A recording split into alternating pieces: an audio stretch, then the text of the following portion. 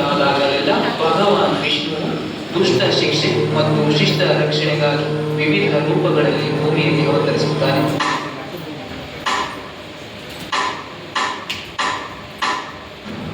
ಭಗವಾನ್ ಮಹಾವಿಷ್ಣುವಿನ ದಶಾವತಾರಗಳಲ್ಲಿ ಮೊದಲನೆಯದಾಗಿದ್ದು ಇದು ಸತ್ಯಯುಗದಲ್ಲಿ ಸಂಭವಿಸಿತು ಎಂದು ಪುರಾಣಗಳು ತಿಳಿಸುತ್ತವೆ.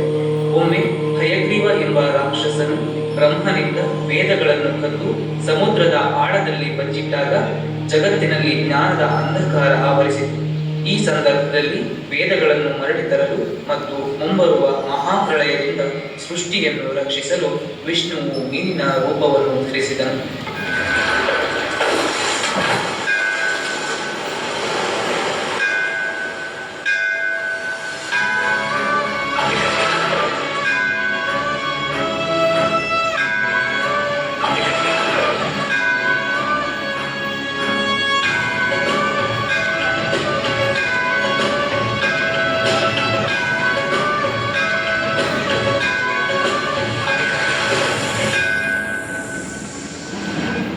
ಕೂರ್ಮಾವತಾರ.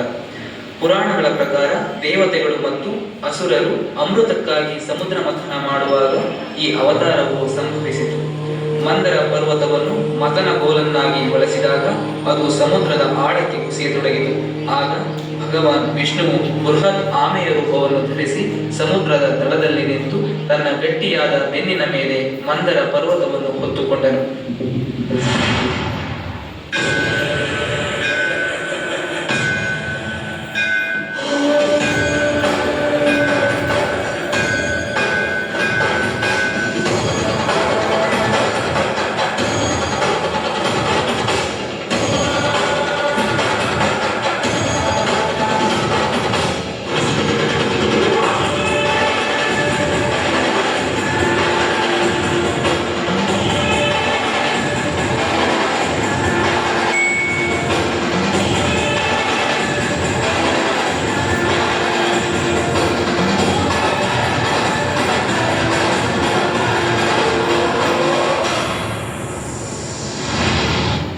ದಶಾವತಾರಗಳಲ್ಲಿ ಮಹಾವಿಷ್ಣುವಿನ ಮೂರನೆಯ ಅವತಾರ ವರಾಹ ಅವತಾರ.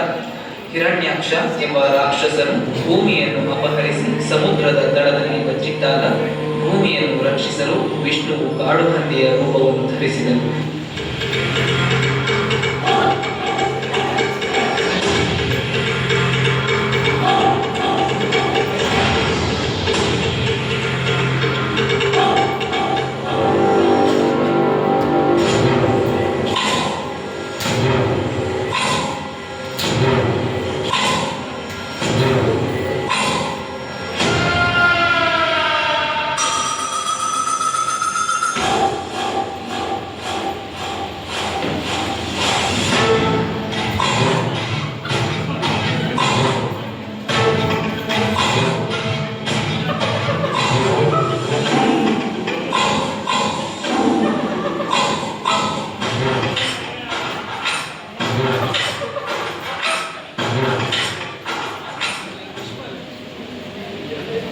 ದಶಾವತಾರಗಳಲ್ಲಿ ಮಹಾವಿಷ್ಣುವಿನ ನಾಲ್ಕನೆಯ ಅವತಾರ ನರಸಿಂಹ ಅವತಾರ.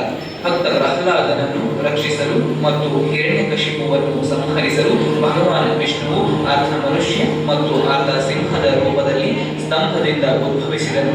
ಈ ಅವತಾರವು ಭಗವಂತನು ತನ್ನ ಭಕ್ತರ ಕರೆಗೆ ಸದಾ ಹೋಗುತ್ತಾನೆ ಮತ್ತು ಅಧರ್ಮವನ್ನು ವಿನಾಶ ಮಾಡುತ್ತಾನೆ ಎಂಬುದಕ್ಕೆ ಸಾಕ್ಷಿಯಾಗಿದೆ.